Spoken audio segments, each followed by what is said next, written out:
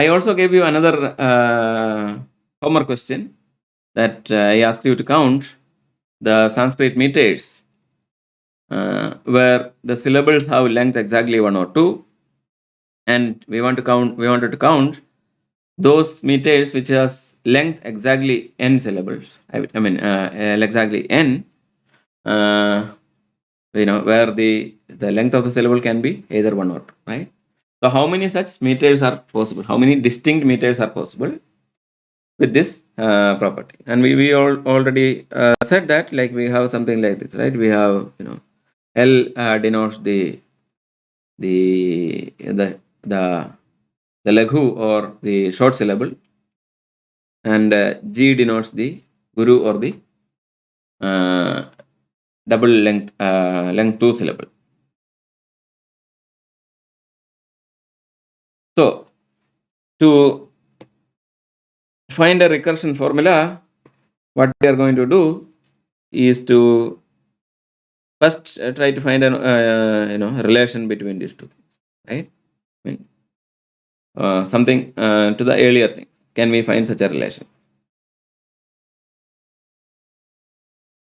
So we just look at the possible scenarios. So f0, right? 0 length means that there is, you can only do in one way, right? Basically, don't write anything, right?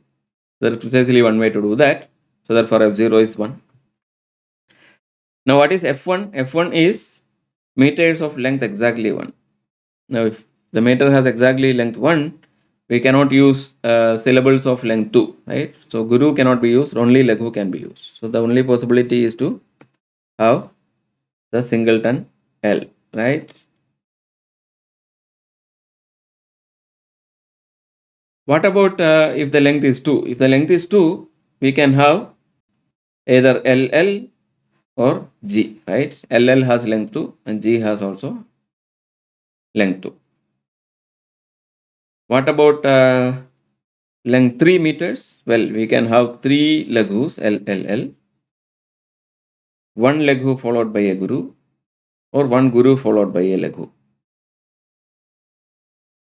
And if you spend a little more time, you can figure out there is nothing else possible.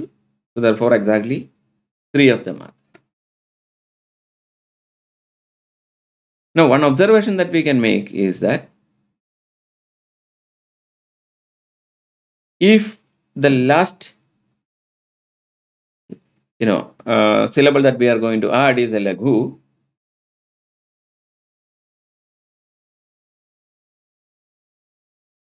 we are going to get a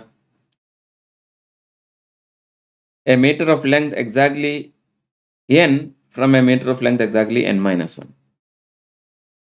Right? So if you take any meter of length n minus 1, add a laghu at the end, you will get a meter of length n. Similarly, if you take a meter of length n minus 2 and add a guru at the end, you will get again a meter of length n. But these 2 meters are different because the last syllable is a laghu in the first case and a guru in the second case. And these are the only possibilities, right? Because every meter of length n must either end in a laghu or in a guru. Now, if you remove the last L, you will get a meter of length n minus 1. And if you remove the guru, you will get a meter of length n minus 2. So there is a bijection between the meters of length n minus 1 and the meters when ends in L. And there is a bijection between the meters of length n minus 2 and the meters that ends in a G. We can observe it here, like for example, in the set F3, right? We have, the ending is a G. Guru means that the previous one was length and one of the things in F1, which is just precisely 1, that is your L. And if it was a laghu, it could be any of the meters in F2, which is an LL or G. So once we have this observation, we get the recurrence relation, right? So Fn plus 2 is equal to Fn plus 1 plus Fn.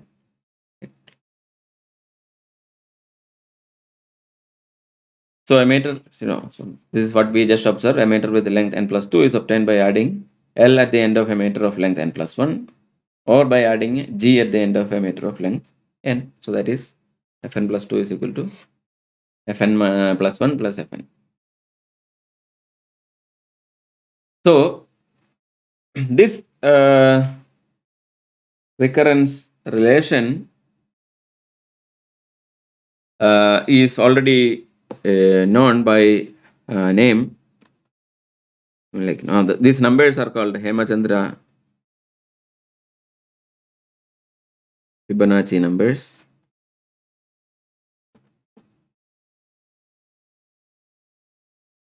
In fact, earlier it used to be called just Fibonacci numbers, but then they found out that Hemachandra did the work before Fibonacci. He is an Indian mathematician, in fact, a Jain mathematician, if I remember correctly, who lived before Fibonacci. And in fact, this was known even much before. For example, I mentioned the Meru Prasara of Pingala, right? So the Pingala, in his work on meters, his work is on meters, called Chanda Shastra. Chandas is a meter. Basically describe these numbers. Okay, he doesn't give the formula or anything, but then he describes this, and he observed that this was this kind of a pattern, and there was some work in between. Pingala, who was in maybe 500 or 600 BC, to after around maybe 1,000 years, maybe like Hemachandra, and then later Fibonacci came. In between, there were some other work in which apparently these formulas were discovered, but we don't have the original. We only have the reference given by Hemachandra, who talks about some other mathematicians who did discover this formula. But we still give the credit to Hemachandra because we don't have the original manuscript.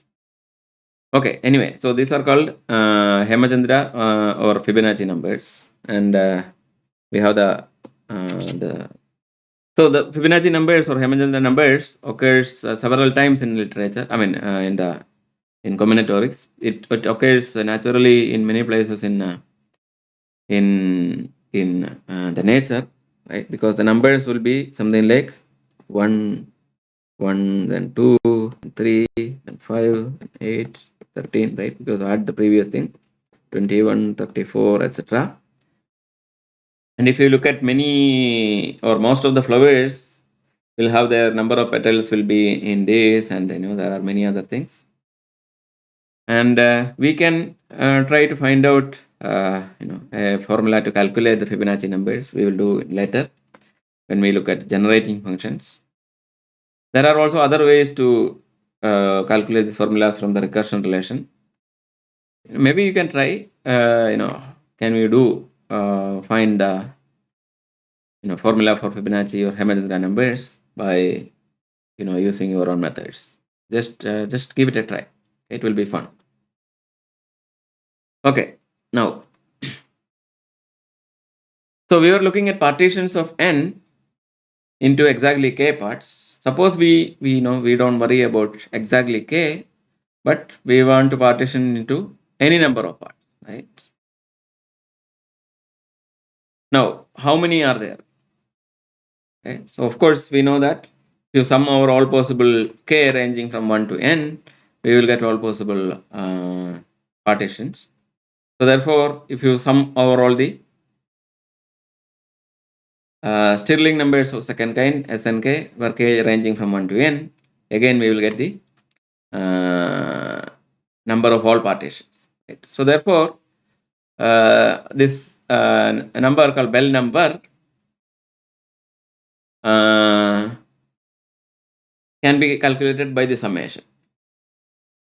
Now, what I want you to do is to prove the following recurrence relation of Bell numbers. So Bell numbers follow the following recurrence relation. That is the theorem that b of n plus 1 is equal to summation k is equal to 0 to n choose k, b of k, where b of 0 I define to be 1. Okay. So b of n is the number of all partitions of n, the set 1 to n, to any number of blocks, right? So that is the definition, and it should satisfy the recurrence relation. So similar to the argument that we did in case of SNK, prove that V of n also satisfies a recurrence relation that is given here. Okay, so that is a homework.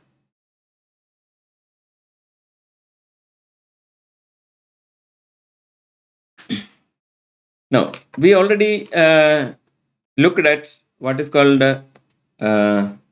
compositions of integers, right? So we have weak composition and we have compositions, right? Now something very closely related is integer partition.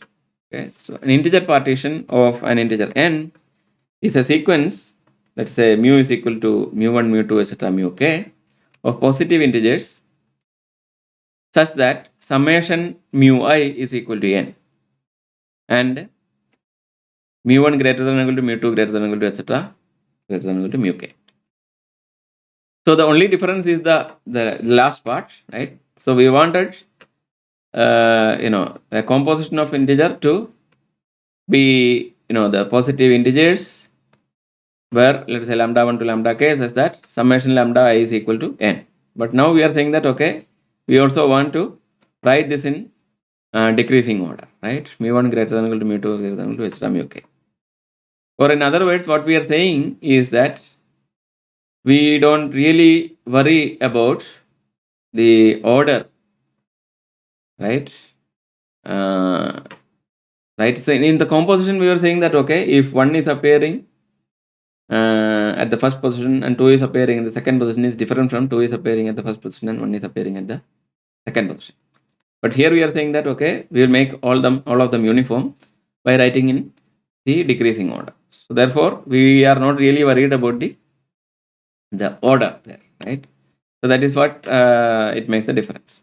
So integer partitions are precisely partition of the integer to let's say k smaller integers such that their sum is positive integers such that their sum is exactly n. Now the number of integer partitions of a given integer n, right, the total number of distinct partitions is denoted by p of n, and p of nk is the number of integer partitions of n into exactly k parts. Now given a partition integer partition mu, the length of the partition mu is the number of distinct parts, which is k. Right? If mu is mu into mu k, the length of mu is the number of its parts, which is k, and the area of mu, right, denoted by mu within two lines, is n, right, the number that mu is partitioned. So that is called area. So why it is called area, we will see very soon. So let us look at some examples. So let us take the number, let us say 5, and we want to find the partitions of 5. So what are the partitions of 5? Well, 5 can be written as just itself, right? Or you can write it as 4, 1, right? You can write it as 3, 2. You can write it as 3, 1, 1. Then you can write it as 2, 2, 1, right? Then you can write it as 2, 1, 1, 1.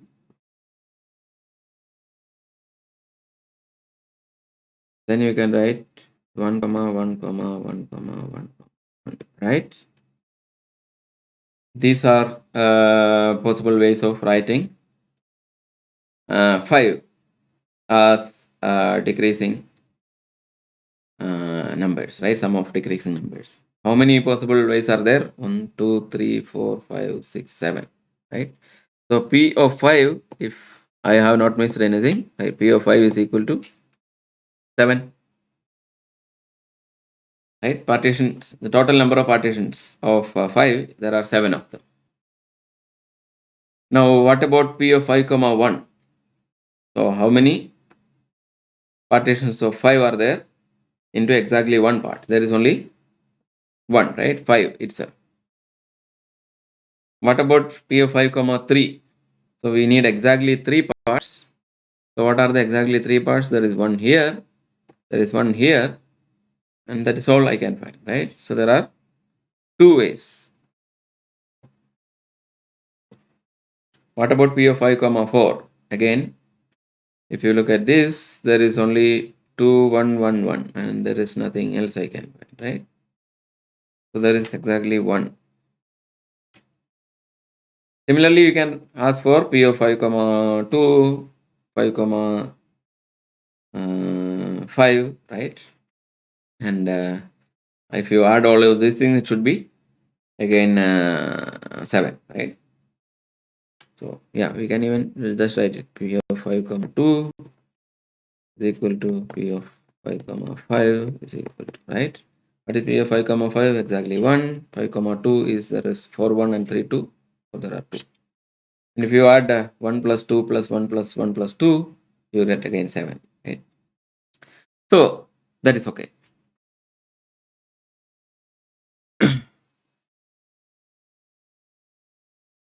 Now, so just a remark, the number of compositions of n, right, is 2 raised to n minus 1. Now, I don't remember whether we proved it or not. I think we have not. So I can give it as a homework. So homework, prove that the number of compositions of n is 2 raised to n minus 1 by finding a bijection to a suitable set. So define a set which has exactly 2 raised to n minus 1 elements, and then show that there is a bijection from the number of compositions of n, right? Bijection from the set of all compositions of n to the set with 2 raised to n minus 1 elements. So that will prove that number of compositions is 2 raised to n minus 1. Now, on the other hand, P of n, right? So, see, like for the number of compositions, we have a nice formula, right? 2 raised to n minus 1. On the other hand, P of n is kind of difficult to find a nice formula. But actually, one exists, and this formula was given by Hardy, Rademacher, and Ramanujan. So the formula is as follows. I will just state it. It's as follows.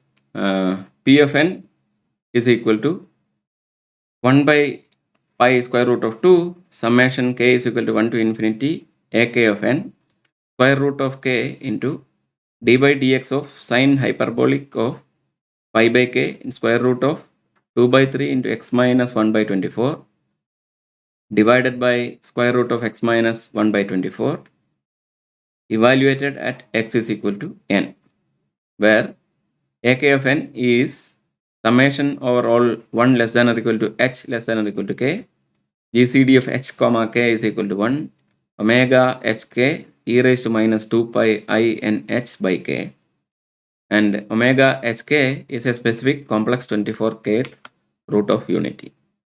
Okay, so this is the formula that is given by Hardy, Rademacher, and Ramanujan, and this is, this finds it exactly, right? P of n is equal to this, which is itself is very surprising.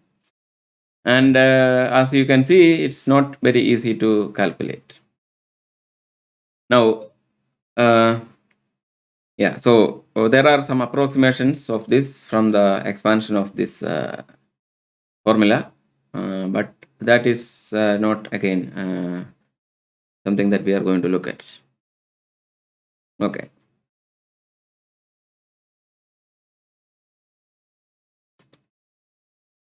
Fine.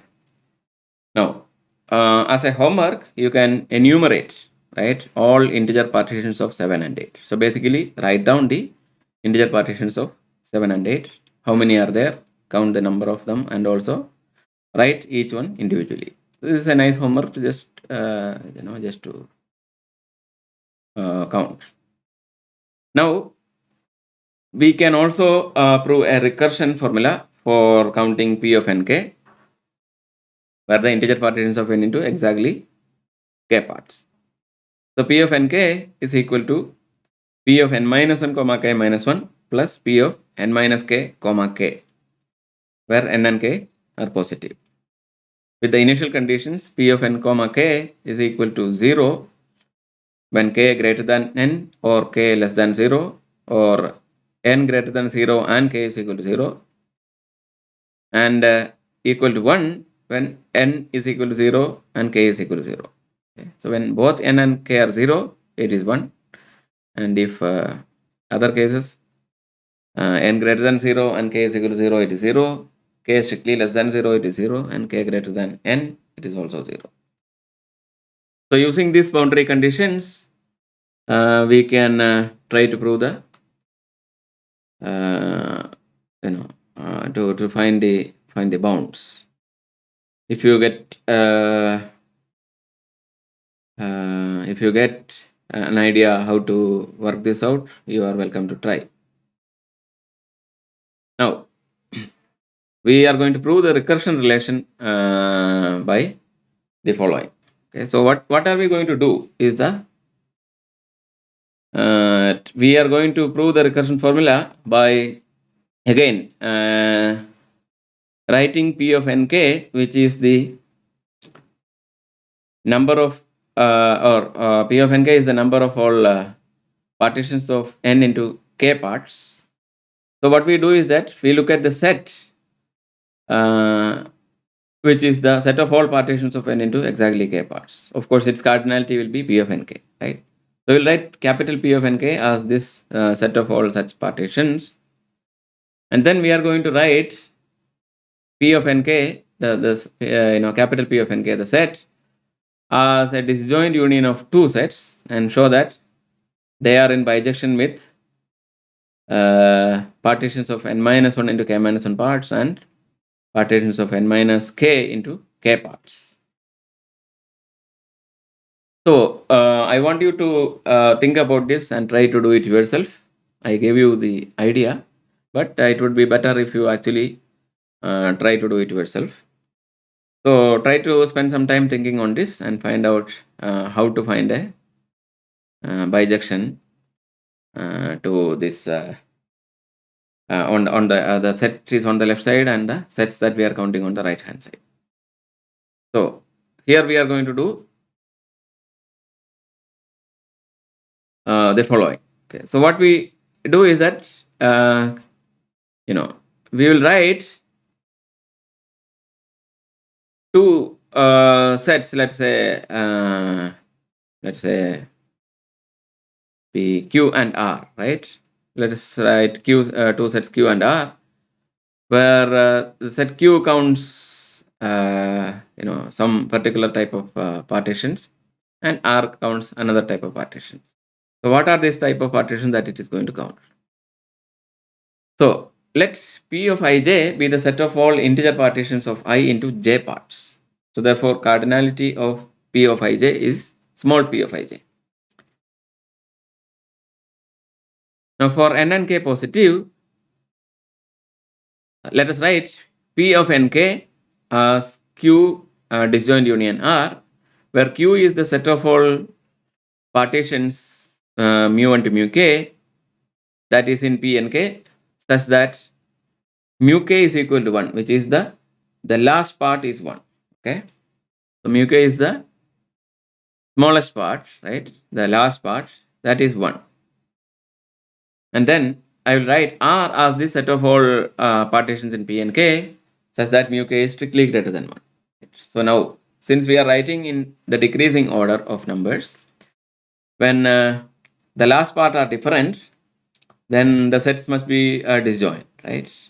But now, since we are looking at all possible partitions where mu k is equal to 1 and mu k is strictly greater than 1, they will cover all partitions into exactly k parts. So therefore, Q union R will have exactly Pij elements, right? So that is clear. Now, we want to find a bijection from Q to the set of all partitions in P n minus 1, k minus 1, right? Now that is easy because, well, what you do is that you take the partition mu1 to mu k, and mu k is equal to 1. So what you do is you just remove mu k, right? So you will get a partition mu1 to mu k minus 1, but this is a partition of n minus 1 into k minus 1 parts, right? Because we have just subtracted 1, because mu k is equal to 1, we just subtracted 1, and we have removed one part. So therefore, we have exactly how many parts? We have exactly a partition of n minus 1 into k minus 1 parts.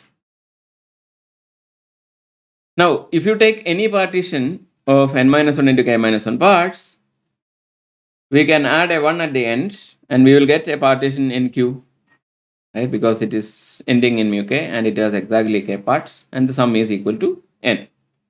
So therefore, there is a bijection. Similarly, if you take r, and we know that mu k is strictly greater than 1, which means that all of the mu i's are strictly greater than 1, right? Now, since all of the mu i's are strictly greater than 1, I can subtract 1 from each of them. If I subtract 1 from each of the mu i's, I will get mu I minus 1, mu I minus 2, etc., mu k minus 1. And therefore, the sum of the mu i's, the new mu i's, are going to be, or mu I dash, let's say, are going to be exactly n minus k, because we subtracted 1 from each of the k mu i's, right? So it is a partition of n minus k into k parts. But now, again, this is also a bijection. Why? Because you take any partition of n minus k into k parts, exactly k parts, I can add 1 to each of the parts, and I will get a partition of n minus k. And because I added 1 to the last part, that last part will be strictly greater than 1. And therefore, we have, that belongs to R. It's a partition of n into k parts. So therefore, this gives the entire bijection, right? So we have p of small n k is equal to p of n minus 1 k minus 1 plus p of n minus k comma k.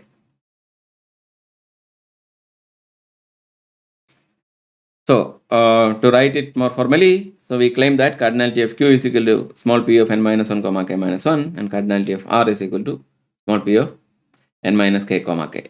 Right? The proof is as follows: mu1 to mu k maps to mu1 to mu k minus 1 is a bijection from q to p of n minus 1 comma k minus 1. Right? It's a bijection because I can just add 1 at the end from any element in p of n minus 1 k minus 1 to get an element in q, and vice versa, right? I can remove 1 at the end to get an element of p of n minus 1 comma k minus 1. Similarly, mu1 to mu k, the function maps g maps mu1 to mu k to mu1 minus 1, mu2 minus 1, etc., mu k minus 1. The total sum is going to be n minus k, and therefore it's a partition of p n minus k to k parts, right? P of n minus k comma k. And again, this is a bijection because I can add 1 to each of the partitions in p n minus k comma k, and I will get a partition of n into exactly k parts again, where the last part is strictly greater than. So that is it. So we now using the addition rule, because they are disjoint sets q and r, we get the recursion relation. Okay, so here is a very interesting homework. It's kind of surprising because I'm going to define p star of nk to be the number of integer partitions of n, with the first part being exactly k. Okay, so mu1 is equal to k, right? So we have mu1, mu2, etc. So the largest part is k, right? So p star nk counts the number of partitions of n, integer partitions of n, where the largest part is k.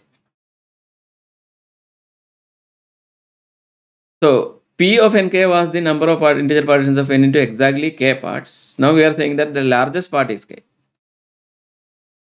Now show that p star of nk is equal to p of nk. So basically the number of partitions where the largest part is k is in bijection with the number of partitions where the number of parts is k. Now this is very surprising, but but it is still true. So I want you to find this proof, and when you do the proof, make sure that you use only the ideas and relations that we have come across of. I mean, and the results that we have used so far. Of course, you can use some new idea, but that's okay. But we will use only the results that we have come across so far, because we are going to come up with a very different proof for the same, which is a pictorial proof. So that is going to be presented, but we don't want that proof to be used here. So try to come up with a proof on your own.